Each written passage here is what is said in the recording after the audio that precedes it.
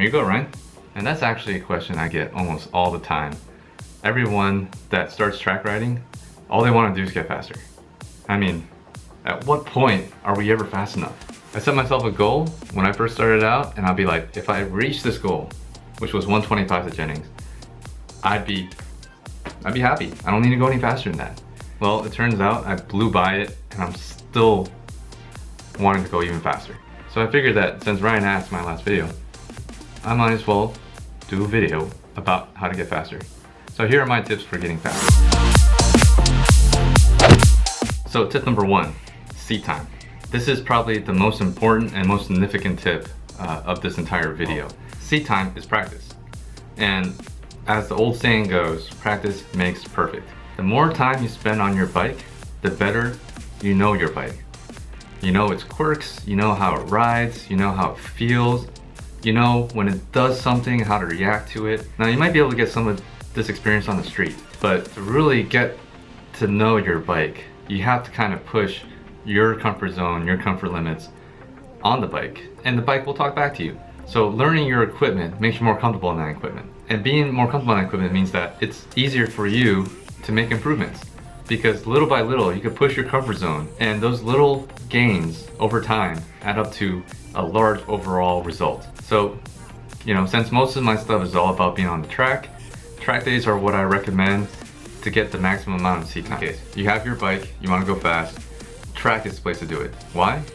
Well, because track day organizations do an actual pretty good job, usually, of sorting riders into the appropriate groups. So novices for those that are starting out, you know, they're a little slower, intermediate for those that are in the transition, and then advanced for those who know what they're doing and are going at a pretty good pace. And on top of that, you know, tracks in general, especially the ones that, you know, I've been to, are usually designed in a way that maximizes safety. What I mean by this is the runoff areas at every turn. Because if you crash and you're in an uncontrolled slide, you don't want to run into a wall or a light post or a curb or anything like that. So since we're talking about track days, big shout out to my sponsor, Southern Track Days. I'll link him in the description below. Highly recommend for someone that's just starting out. How do I know? I started out with them 8 years ago, and I'm still doing track days with them. And one of the great things about Southern Track Days is, on top of the track time that you get, there's actually a lot of control riders and instructors on staff. And all of these control riders and instructors are more than happy. They're more than willing to coach you. All you gotta do is ask. Just got my teeth done. That was kind of painful. I need to do a better job of taking care of my teeth. So tip number 2 is to maintain your equipment. You can't ride your bike if it's broke. Equipment that isn't working right is only working against you. Now there is a saying, treat your equipment well and it'll treat you well. And that's very true. So here's a list of the maintenance that I do and the intervals that I do them in.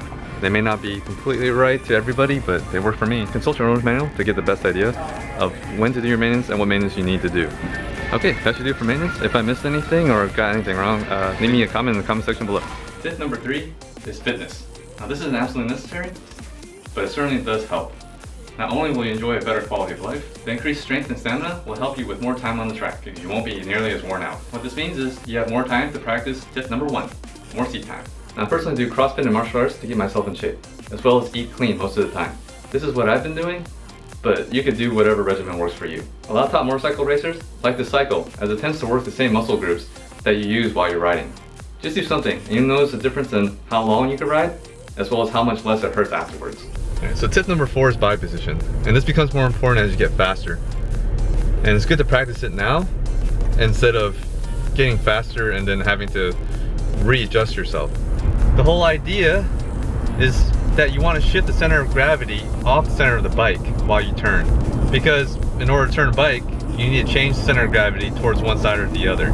By shifting the center of gravity off the center of the bike, what that basically does is make it so that you don't have to lean the bike nearly as far to make the same turn as if you're just sitting upright or straight up and down on the bike.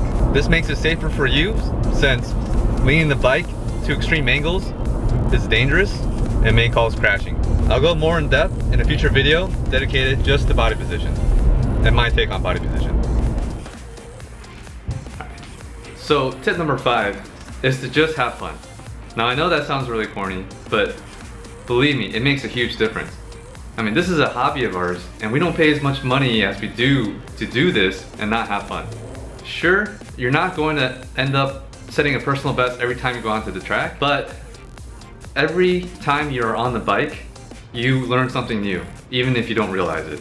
So that little thing that you might have learned without realizing will actually impact and benefit you the next time you're on the track. There are many times when I myself, as well as the people that I ride with, achieved our best lap times, having the most fun, without even realizing that we were going as fast as we were. One thing you can do is to find someone to have a friendly competition with. Find someone that's close to your speed or a little bit faster than you, and go out and try to chase them down. Let them know first, try to chase them down. And you'll be surprised how much you can learn by following somebody that's about your same speed or a little faster.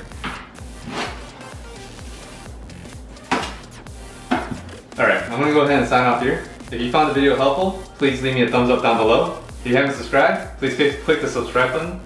And if you have anything to say, if I said anything wrong, if there's something you could add, or if you have a topic for the next time, for my next video, please leave it in the comment section below. Otherwise, I'll see you in the next one. Ride safe.